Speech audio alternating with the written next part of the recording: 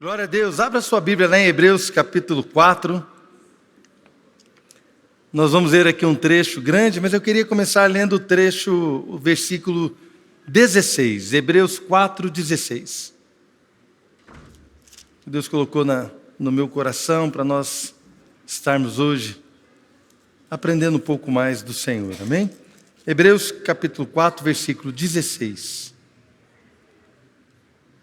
Assim, aproximemo-nos do trono da graça com toda a confiança, a fim de recebermos misericórdia e encontrarmos graça que nos ajude no momento da necessidade. Pai, obrigado pela sua palavra, obrigado, Deus, por podermos estar juntos aqui hoje. Nós colocamos agora o nosso coração, nossa mente, ó Deus, totalmente cativos à palavra do Senhor, que toda preocupação, toda distração caia por terra e que o Senhor nos leve, Deus, ó Pai, a uma atenção para que o Senhor possa ministrar as nossas vidas e possamos sair daqui restaurados, libertos e prontos para viver todo o propósito do Senhor, em nome de Jesus. Irmãos, quando a gente lê esse versículo, é um versículo muito conhecido, um texto bastante conhecido da igreja, e ele começa com a seguinte palavra: assim. Então, na verdade, é como se fosse um então. Dessa forma, já que nós estamos falando sobre isso, essa pequenininha palavra assim, ela liga esse texto ao que foi dito antes. Quando nós pegamos apenas aqui que devemos nos aproximar do trono da graça com confiança, para receber misericórdia e encontrar graça que nos ajude, que nos traga socorro, nós estamos fazendo certo, não está errado. Mas nós não podemos perder aqui de vista que o versículo, ele liga esta realidade, esta verdade espiritual, de um Deus que quer nos ajudar, de um Deus que concede a sua misericórdia, a sua graça, para que nós possamos encontrar socorro no momento oportuno, como diz outra tradução, para que nós possamos encontrar uma ajuda no momento da nossa necessidade. Na verdade, existe um caminho para chegar nessa conclusão. E é isso que eu queria tratar com a igreja nessa manhã. Nós precisamos trilhar um caminho, porque se nós formos simplesmente para pedir ajuda todas as vezes, irmãos, talvez a gente não seja transformado, ou talvez nós vamos pedir ajuda da maneira errada, ou então nós não estamos percebendo a real necessidade que nós temos. Nós podemos ir pedir ajuda sem entender o que está acontecendo. Não sei se você já passou por isso, mas você já, de repente, vamos falar que acho que a maioria de nós já passou, você pega alguém que está embriagado, bêbado na rua, e ele vem te pedir dinheiro para beber mais. Ele está pedindo ajuda para você, porque ele não está sem dinheiro, e ele quer beber mais, então ele te pede ajuda. De jeito, você poderia me dar um dinheiro? Uma vez um homem me parou na rua e falou assim: olha, eu precisava ir de um pouco de dinheiro. Eu falei assim, E ele falou para mim assim: eu não vou mentir para você não. Eu estou com vontade de beber, eu preciso beber e eu não tenho dinheiro. Então, eu preciso de dinheiro para beber. Ele foi sincero, às vezes as pessoas não são, né? É para comer, é para não sei o quê, é para alguma coisa. Mas está pedindo ajuda para resolver uma necessidade que ele acredita ter. Que a necessidade que ele tem é para beber um pouco mais. Quando eu e você sabemos que o tipo de ajuda que ele precisa é outro tipo de ajuda. Vocês concordam? Estão entendendo onde eu quero chegar? Então, quando nós vemos aqui que existe um trono da graça, onde eu posso me achegar com confiança, para receber ali misericórdia e encontrar uma graça que me ajude no momento da necessidade. Eu não posso simplesmente levar os meus pedidos de socorro baseado naquilo que eu acho que eu preciso, mas eu preciso seguir um caminho que a Bíblia propõe. E a Bíblia aqui propõe nesse mesmo texto de Hebreus capítulo 4. Há um caminho proposto para que nós cheguemos até o trono da graça. Há um caminho proposto para que a gente possa chegar ali de uma maneira que nós vamos realmente receber aquilo que Deus quer e que nós precisamos de fato. Não aquilo que nós pensamos que precisamos, mas em realidade aquilo que vai mudar a nossa vida, aquilo que vai transformar o nosso coração, aquilo que vai libertar a nossa mente, aquilo que vai transformar a nossa maneira de pensar, aquilo que vai produzir um efeito que vai trazer glória para Deus, um efeito que vai trazer mudança de vida, libertação, cura e tudo aquilo que Deus tem para nós. Ou você duvida que Deus quer te ajudar? Quem crê que Deus quer ajudar você? Amém, irmãos? Eu também creio. Queria convidar você então a caminhar comigo nesse texto, a partir do versículo 12, do capítulo 4 de Hebreus.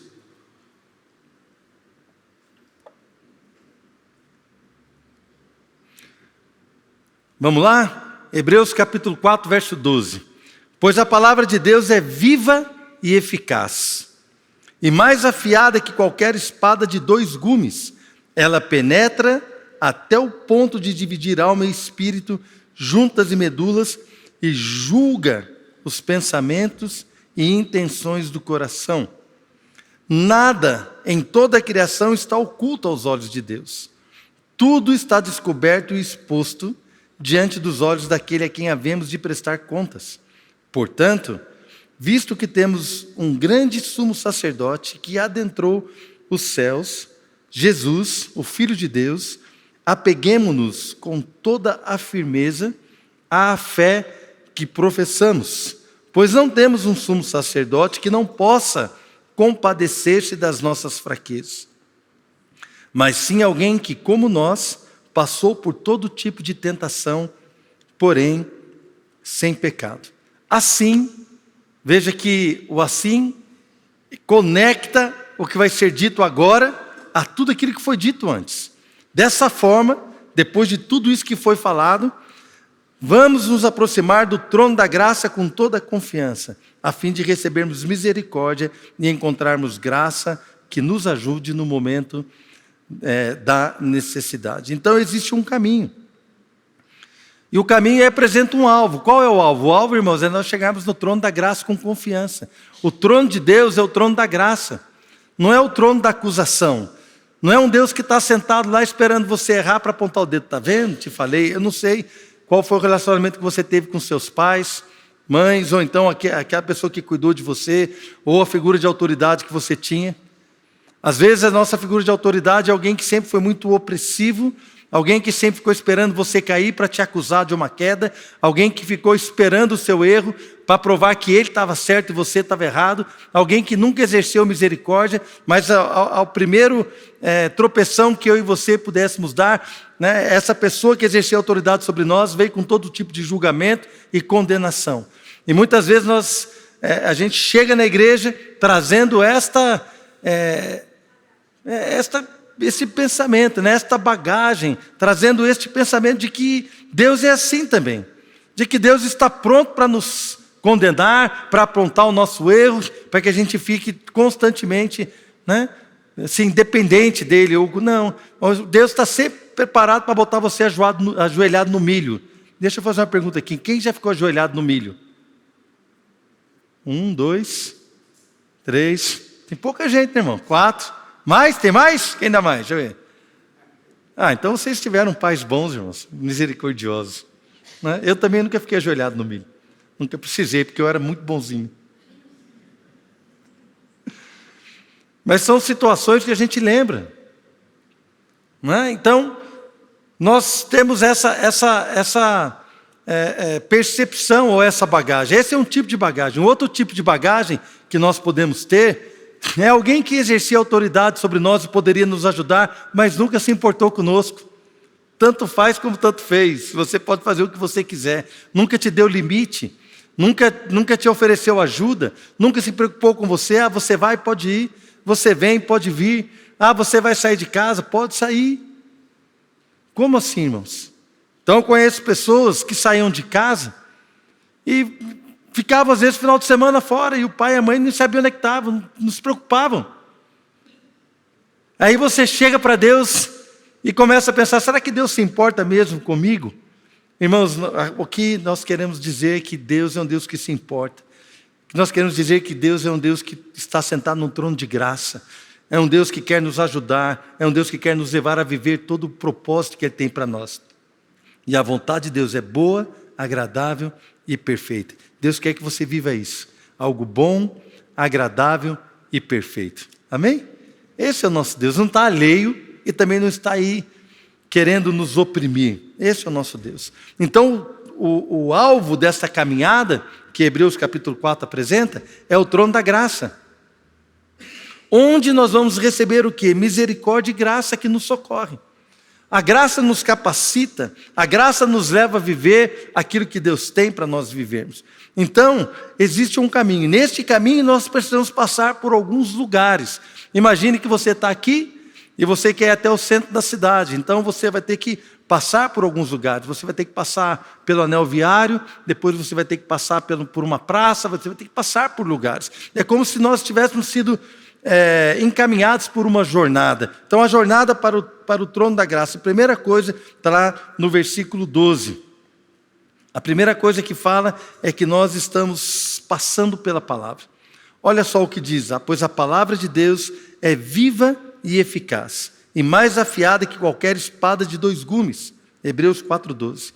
Ela penetra até o ponto de dividir alma e espírito, juntas e medulas, julga os pensamentos e intenções do coração. Então aqui o escritor de Hebreus está fazendo uma afirmação. A palavra é viva e eficaz. Viva e eficaz. Irmãos, a palavra de Deus então ela é viva, ela é dinâmica, ela não está morta. A palavra de Deus não está simplesmente escrita numa pedra e ali como se ela não tivesse vida. Como alguns hoje querem afirmar que esta palavra é antiquada, que a palavra de Deus ela não reflete hoje o que Deus quer dizer, porque a sociedade ela evoluiu, porque o homem evoluiu. Então a palavra de Deus hoje não atenderia os anseios do coração do homem ou da sociedade moderna. Não, a palavra de Deus ela não está estática, ela não ficou lá, sabe por quê? Porque ainda que o céu e a terra passem, não passará um só tio dessa palavra. Amém, irmãos? Então nós olhamos para isso e entendemos que ela não é algo estático. Mas a palavra de Deus ela é viva. A palavra de Deus ela é viva, ela também nos dá vida. Ela nos dá vida. Lá em 1 Pedro, você não precisa abrir, o apóstolo Pedro escreveu: vocês foram regenerados, não de uma semente perecível, uma semente que vai morrer, mas de uma semente imperecível que nunca vai morrer, por meio da palavra de Deus, a palavra de Deus viva e permanente. Ou seja, a palavra de Deus é viva e ela é permanente. O que a palavra de Deus te disse ontem, ela vai te dizer hoje. E vai nos dizer amanhã. Jesus Cristo é o mesmo ontem, hoje, será o quê, irmãos? Eternamente. A palavra de Deus reflete o Senhor. A palavra de Deus ela é igual a Deus, ela reflete, ela fala quem Deus é, ela nos revela quem Deus é. Então, irmãos, quando nós olhamos para este caminho, o primeiro caminho para eu chegar lá no trono da graça, imagina que nós estamos aqui, e eu quero chegar lá no trono da graça para então eu obter socorro, para que então a misericórdia de Deus seja derramada sobre mim. Mas eu preciso, nessa jornada, eu preciso passar pela palavra. Eu preciso que a palavra de Deus, que é viva e eficaz, ela revele a mim qual é a minha real necessidade. Porque quando eu olho para a palavra, como diz Tiago, olhar para a palavra é como olhar para um espelho. Aquele que ouve a palavra e não pratica é semelhante a um homem que olha para um espelho e tem a sua imagem refletida, mas quando ele vira as costas, ele esquece o que ele viu, ele esquece da sua aparência. Ou seja, a palavra revela quem nós somos. A palavra revela quem Deus é. A palavra revela o que eu e você realmente precisamos. A Bíblia diz que a palavra é viva e eficaz. Essa palavra eficaz, no grego, significa alguém que é produtivo no trabalho. Significa alguém que é cheio de energia, pronto para trabalhar, pronto para fazer algo pelo qual ele foi designado para fazer. É como você fala para a pessoa, fala assim: olha, eu vou te dar uma vassoura, eu gostaria que você varresse aqui essa calçada. Aquela pessoa que é eficaz, ela vai lá e vai varrer rapidamente e vai deixar tudo limpinho. Esta é a ideia, a pessoa tem eficácia no seu trabalho, na sua tarefa. Ela tem energia para fazer aquilo, para realizar aquilo. Irmãos, a Bíblia diz que a palavra de Deus, ela é viva e ela é eficaz. Ou seja, ela tem capacidade, ela tem energia, ela tem poder, ela é poderosa para fazer aquilo para o qual Deus a designou. É por isso que lá em Isaías o Senhor diz, assim será a palavra que sai da minha boca, né? Como a chuva que rega a terra, a chuva e a neve que vem e regam a terra, e fazem produzir semente, assim será a palavra que sai da minha boca, não voltará para mim vazia. Por quê? Porque a palavra de Deus, ela é eficaz, ela não é morta, ela opera, ela trabalha, ela produz resultados. A palavra de Deus é poderosa. Quantos têm sido trabalhados pela palavra de Deus? Irmãos, quando a palavra de Deus nos confronta, nós então começamos a entender o que Deus quer de nós, o que nós precisamos alinhar com a palavra de Deus. E nós continuamos lendo ali, nós vemos o quê? Que a palavra de Deus é poderosa, ela tem o poder de dividir a alma e o espírito. Volta lá em Hebreus 4, 12. Ela penetra até o ponto de dividir a alma e o espírito, juntas e medulas, julga os pensamentos e as intenções do coração. Ou seja, quando nós queremos chegar lá no lugar onde vamos ser socorridos, chegar lá no trono da graça, que é para onde nós estamos caminhando, porque entendemos que o escritor de Hebreus nos convida a entrar com confiança naquele lugar. Mas entendemos também que ele nos apresenta uma jornada, e o primeiro passo dessa jornada é passar pela palavra. E a palavra, irmãos, ela divide coisas espirituais das coisas naturais. A palavra, ela divide a alma do espírito.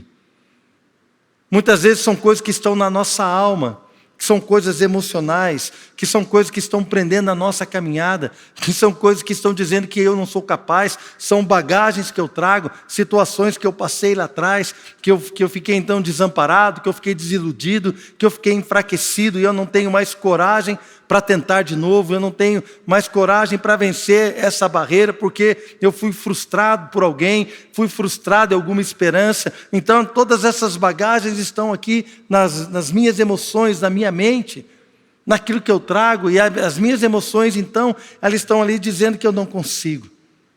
Irmãos, a gente pode até negligenciar, falar assim, esse negócio de emoção, eu não gosto, tal, mas existem estudos feitos. Então, eu lembro de um livro que eu li, de um estudo que foi feito com adolescentes. E alguns adolescentes foram colocados ali numa bicicleta ergométrica, ele tinha que fazer força. Falar para ele, você tem que manter aqui esse ponteiro aqui, nesse nível de força, o máximo de tempo que você conseguir. Aí ele começava ali. De repente, ele começava a cansar. Quando ele começava a cansar, havia dois grupos. Um grupo ficava falando para ele assim, vamos lá mais um pouquinho, você consegue. Olha, está perto do alvo. Então ele continuava mais um pouco. Eu tenho certeza que você consegue, você não deu tudo de si ainda. Vamos lá, cara, você força. E os adolescentes, então, iam. E esse grupo foi medido o tempo que eles ficaram. O outro grupo era aquele que, quando ele começava a cansar, os instrutores estavam do lado e falaram assim, olha, se você cansou já está bom, não precisa mais. Eu acho que você não vai conseguir, é muito pesado, esse exercício é muito difícil. Sabe, está suando, que é melhor você parar. E no final, o estudo diz que aqueles que foram estimulados por uma palavra de fé, por uma palavra de você é capaz, esses permaneceram muito mais tempo do que aqueles que foram desestimulados. Por quê? Porque as nossas emoções nos fazem correr ou nos fazem parar. As nossas emoções, aquilo que você percebe da vida, te faz continuar ou te faz desistir. Mas quando eu e você deixamos de olhar para aquilo que tem a ver com as nossas emoções, ignoramos, entre aspas, né? Porque é difícil ignorar, você convive com elas, mas nós reconhecemos as nossas emoções que querem nos frear, e com essas emoções que querem nos frear, nós passamos pela palavra, e a palavra, ela divide a alma do espírito, e a palavra então vai nos dizer, fala assim, olha, não importa quem você foi, não importa o que fizeram com você, não importa quantas vezes você errou, o seu passado não pode determinar o seu futuro, eu sou contigo, não te deixarei, jamais te desampararei. Você começa a olhar para a palavra que diz, vemos o apóstolo Paulo dizendo, posso todas as coisas naquele que me fortalece. Eu vejo a palavra que diz assim, aquele que começou a boa obra em mim, ainda há de completá-la, e não terminou ainda, ele vai completar até o dia de Cristo Jesus. Eu vou para a palavra e vejo o apóstolo Paulo falando de si mesmo, que ele estava cansado, desanimado e clamando a Deus, e Deus falou para ele assim, olha, a minha graça te basta, porque a minha graça, a minha força se aperfeiçoa na sua fraqueza. Então eu começo a olhar para a palavra, e quando eu me sinto fraco, eu posso falar como Paulo, quando estou fraco é que sou forte, porque o poder de Deus se aperfeiçoa na minha fraqueza. Então a palavra, ela vai dividir coisas emocionais de coisas espirituais. Quando eu olho lá para 1 Coríntios, ali apresenta o homem espiritual e o homem carnal. O homem que é dirigido pelo Espírito e o homem que é dirigido pela carne, pelas emoções. Então eu começo a entender que existem sim duas maneiras de caminhar: andar no Espírito ou andar na carne. Eu olho para Gálatas e vejo Paulo escrevendo: olha, se nós vivemos no Espírito, também devemos andar no Espírito. Não dê vazão à sua carne, mas ande no Espírito. Então, irmãos, eu não posso dar vazão à minha carne, porque as minhas emoções querem me segurar. Nessa jornada, para chegar lá no lugar onde eu vou pedir socorro, eu preciso passar por esse lugar da palavra, onde a palavra vai revelar qual é a minha real necessidade. Deixa eu te fazer uma pergunta: qual é a sua real necessidade? Responde rápido, para você mesmo. Irmão, do que você precisa? Alguns vão falar assim: eu precisava de 10 mil reais para resolver aquele negócio. O outro fala assim: eu estava precisando, sabe, de um funcionário novo na minha empresa. Eu estou precisando de um emprego novo. Do que você realmente precisa? Eu preciso que o meu marido mude de ideia. Ele é cabeçudo. Quem riu pensou assim. Ó, tá vendo? Eu queria que a minha mulher mudasse. Eu queria que o meu filho fosse melhor. Eu queria que o meu pai fosse mais amoroso. Todos nós temos necessidades. Eu preciso de tal coisa, eu preciso de tal coisa. Temos sonhos, e isso não é ruim, irmãos. As necessidades estão aí, elas não são ruins e são reais. Mas quando nós passamos pela jornada da palavra, nós começamos a entender o quê? Que a palavra de Deus, ela vai dividir juntas e medulas. Ela vai dividir a alma do espírito. E ela vai julgar os pensamentos e as intenções do nosso coração. Irmãos, isso é tremendo. Imagina você ser julgado por alguém que é amoroso, que quer o seu bem. Imagina você ser julgado pela palavra de Deus, que é santa e perfeita. Imagina. É a mesma coisa que o seu filho, criança, ela quer botar a mão na tomada, você fala para ela: você não pode botar a mão na tomada, porque você vai levar um choque. Mas ela quer, porque ela achou lindo aquele buraquinho, então ela pega a faca, ela quer enfiar ali naquele buraquinho, que é um buraquinho legal, que a faca entra certinho ali. Mas você fala para ele assim: cara, não pode. Essa criança, a atitude dela, a intenção dela, está sendo julgada por alguém que a ama, que é você, que é o pai ou a mãe. Nós amamos os nossos filhos. E nós vamos julgar a intenção dela e vamos dizer: não, essa intenção sua não é boa, vai te prejudicar um dano, vai te dar prejuízo, vai machucar você. Você pode até morrer eletrocutado.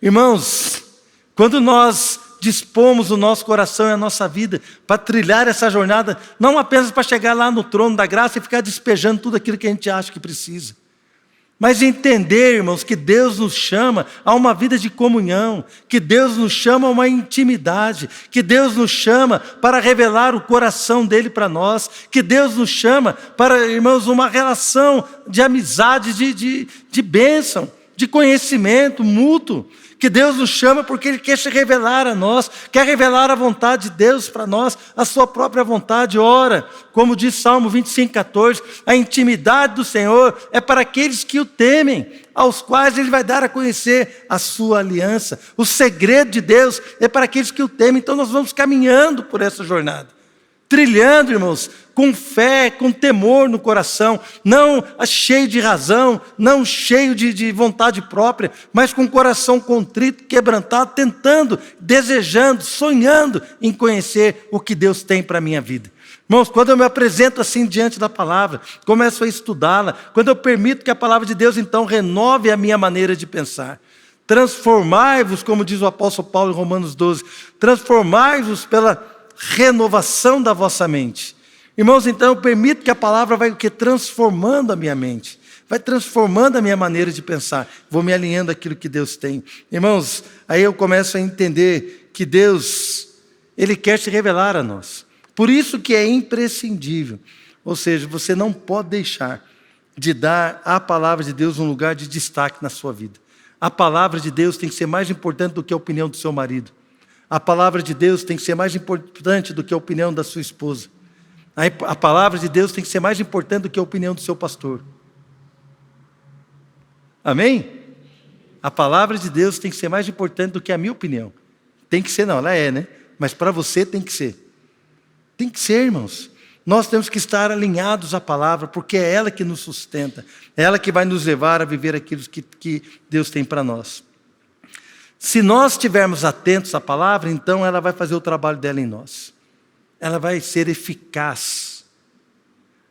A palavra de Deus é eficaz na sua vida? Qual foi a última vez que um versículo constrangeu você?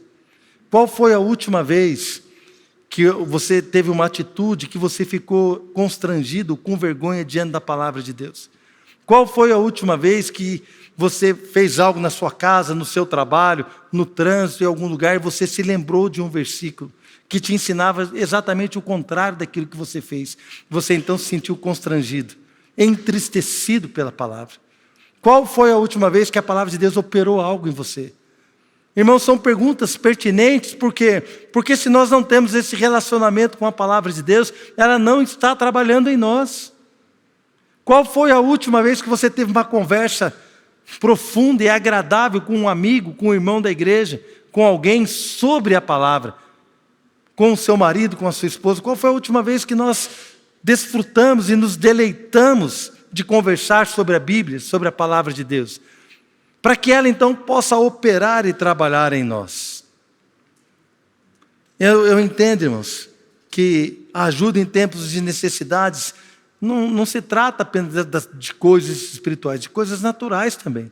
Precisamos, como eu disse aqui, de dinheiro, de emprego, de várias coisas. Mas o que nós mais precisamos, irmãos, é buscar o reino de Deus em primeiro lugar, buscar a justiça de Deus em primeiro lugar, porque tudo mais, tudo aquilo que você precisa vai ser acrescentado na sua vida. Você crê? Qual é o lugar que você tem dado à palavra de Deus? É um lugar de destaque? Amém? Segunda coisa, tudo está diante de Deus. Hebreus 4:13. Nada em toda a criação está oculto aos olhos de Deus. Tudo está descoberto e exposto diante dos olhos daquele a quem havemos de prestar contas. Tudo está descoberto e exposto. Nada está oculto aos olhos de Deus. Sabe aquele ambiente que você chega e tem aquele adesivo assim, ambiente filmado, né? Sorria, você está sendo filmado. Quem gosta? Às vezes, irmão, às vezes eu entro no banheiro para ver se tem um negócio daquele. Nunca tem, né? Graças a Deus, né? Tanta coisa. E você fica preocupado, olhando, e fala assim, gente, como é que pode? Todo lugar. Mas eu vou dizer para você, nós estamos sendo filmados o tempo todo, irmãos. O Espírito Santo está filmando você. A Bíblia diz que toda palavra que a gente fala, nós vamos dar conta. E é filme com som ainda, irmãos. Às vezes você vê naquele elevador, tem só o filme, não tem o som, né? Mas o filme do Espírito Santo, ele é com som. Eu acho que nem 4K não é, é mais do que 4K, 8K, é qualidade perfeita, som perfeito. Somos filmados, estamos aí debaixo daquilo que Deus está vendo o tempo todo. A Bíblia fala, nada está oculto diante de Deus. Por outro lado, a gente pensa assim, se eu estiver fazendo alguma coisa errada, Deus está vendo. Irmãos, esse é o pensamento errado. O pensamento certo, quando eu leio isso aqui, nada em toda a criação está oculto aos olhos de Deus. Sabe qual é o pensamento que eu tenho? Glória a Deus, obrigado, Senhor, porque a minha necessidade não está oculta aos teus olhos. Amém? Glória a Deus, porque as minhas dificuldades não estão ocultas aos teus olhos. O Senhor está me olhando. É como ontem fiquei um pouco com a minha neta. Enquanto o Marcelo e a Flávia estavam aí no evento dos jovens e adolescentes, eu fiquei com a minha neta. Então tinha lá um sofá, a Adriana abriu o sofá virou uma cama, ela ficou super feliz porque o sofá virou uma cama. Precisa ver a alegria dela. Aí tinha um colchão encostado, ela queria subir no colchão, para depois do colchão ela pular no sofá. E assim foi, eu ali, segurando no colchão, e ela falava 1, 2, 3, já, e se jogava e caía no colchão. Mas eu estava de olho nela o tempo todo, sabe por quê? Porque a saúde, a integridade física da minha neta é o meu desejo. A minha paixão e o meu objetivo é manter a integridade física da minha neta. Por isso os meus olhos estão sobre ela o tempo todo. Você sabe por que os olhos de Deus estão sobre você o tempo todo? Porque Ele te ama, porque a sua integridade física, espiritual, emocional é importante para Ele, a sua integridade é importante.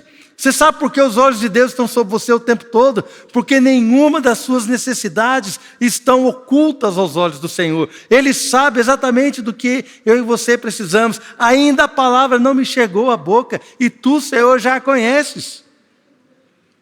Como diz o apóstolo Paulo, quem é que pode nos separar do amor de Deus que está em Cristo Jesus? Ele nos ama o tempo todo. Será a altura, a profundidade, o passado, o futuro, nada, o presente, potestades, demônios, ânimo, nada. Estou convicto de que nada e ninguém pode nos separar do amor de Deus que está em Cristo Jesus. Então, irmãos, quando a Bíblia diz, nada em toda a criação está oculto aos olhos de Deus, nossas necessidades naturais, emocionais, espirituais, o nosso pecado, as nossas intenções, os nossos limites, a nossa incapacidade, tudo está diante dele, mas ele nos olha com amor e o desejo dele é curar a nossa vida, o desejo dele é abençoar a sua casa, o desejo dele é transformar você num homem, numa mulher de Deus, o desejo dele é sarar a sua casa, a sua família, o desejo daquele que tudo vê em todo o tempo, em todos os momentos. Ele não vê apenas como nós estamos vendo aqui, mas ele vê o interior, ele sabe o que cada um de nós está pensando neste momento. Eu não sei, talvez eu saiba apenas o que eu penso, mas Ele sabe o que cada um de nós está pensando, qual é a sua luta, qual é a sua angústia, qual é a sua real necessidade. É por isso que então nessa jornada nós precisamos passar por um lugar que nós precisamos entender, que Deus está nos vendo com amor e nada está oculto diante dEle. Nada está oculto diante dEle.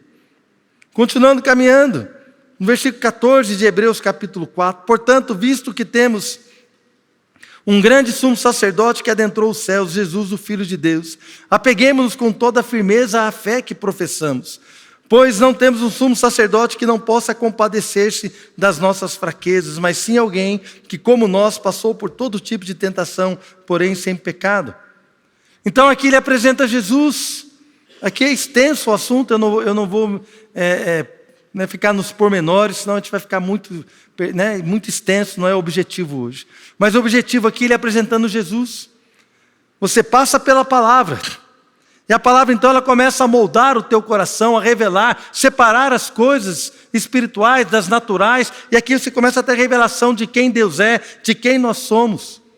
Nós vamos caminhando, então passamos por um lugar onde nós percebemos e temos a revelação de que tudo Deus já sabe. Nada está oculto diante de Deus. Nós continuamos caminhando e estamos aqui diante do Senhor Jesus. O Senhor Jesus que se compadece de nós.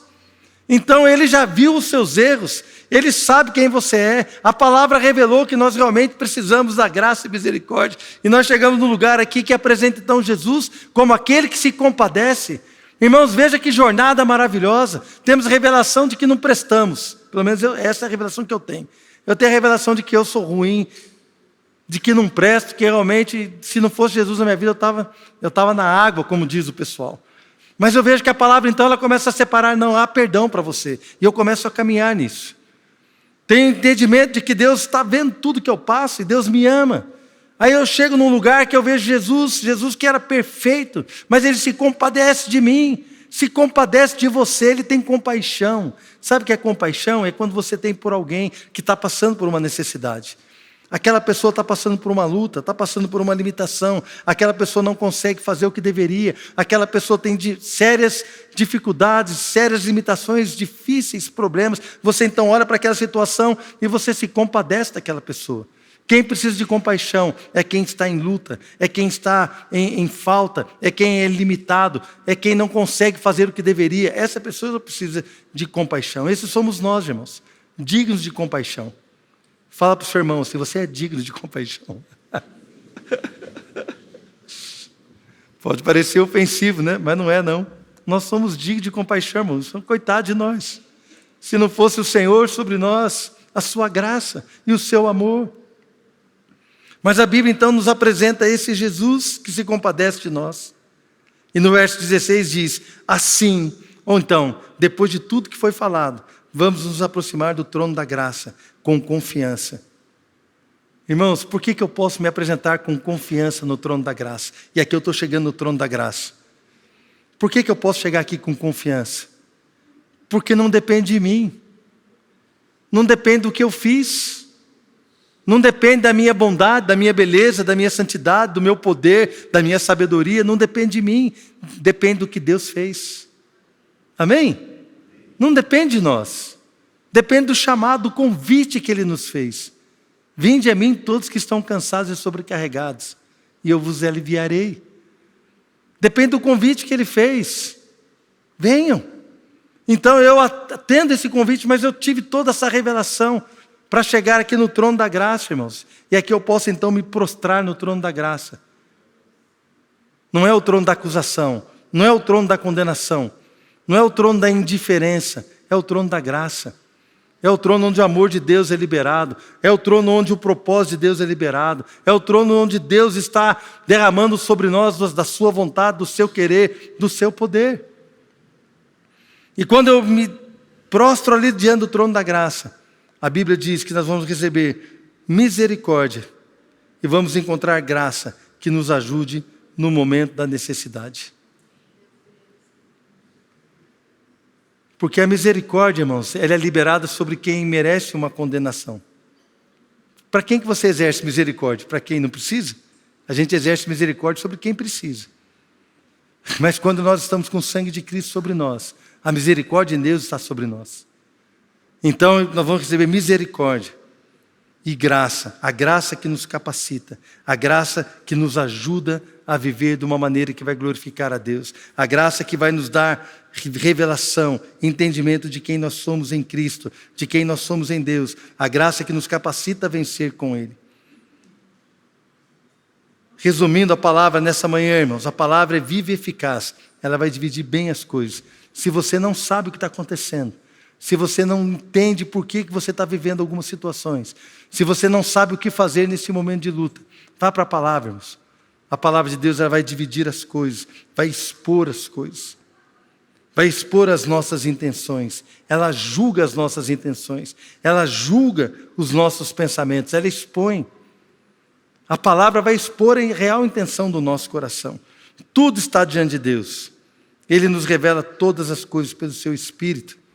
E esse caminho então vai nos levando até o trono da graça e passamos no lugar onde Jesus é apresentado como aquele sumo sacerdote que se compadece de nós. A compaixão de Jesus está aqui hoje.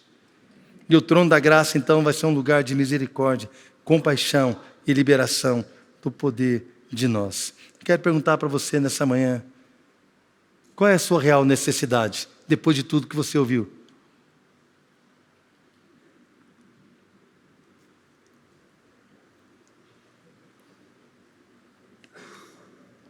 Talvez, como aquele exemplo que eu dei no começo, né, de uma pessoa que achava que precisava de dinheiro para beber, a necessidade dele, ele achava que era dinheiro para beber.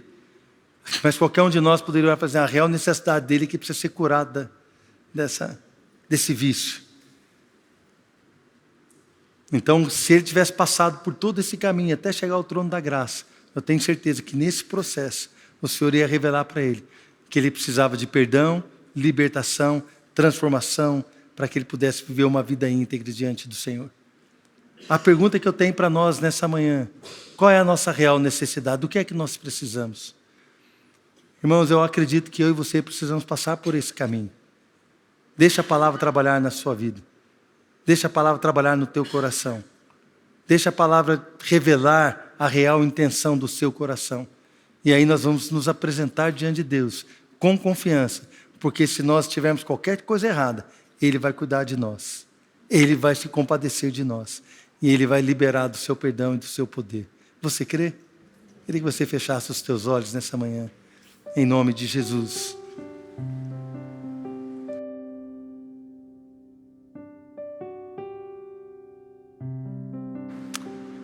Aleluia. Obrigado, Senhor, por essa manhã.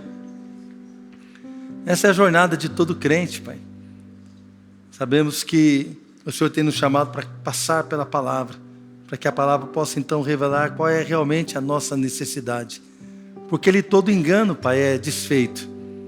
Todo engano, porque nós somos tão cheios, ó Pai, de pensamentos próprios.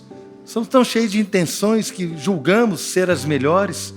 Nós somos tão cheios, Deus, de razão. Eu acho sim que a Adriana tinha que mudar, ou então eu acho que o meu chefe tinha que fazer tal coisa, ou então eu acredito que se eu tivesse mais dinheiro eu teria resolvido a minha situação. Nós quando vemos um problema, Senhor, a gente já começa a buscar soluções.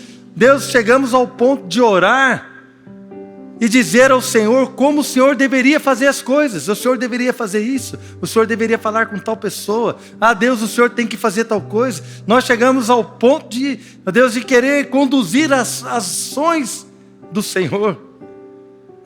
Mas quando nós humildemente nos sujeitamos a essa jornada, de andar pela palavra do Senhor, de entender que todas as coisas estão expostas, de entender que estamos passando ali por Jesus, que se compadece de nós. Meu Deus, de entender que no trono da graça vamos receber misericórdia e vamos receber do teu cuidado.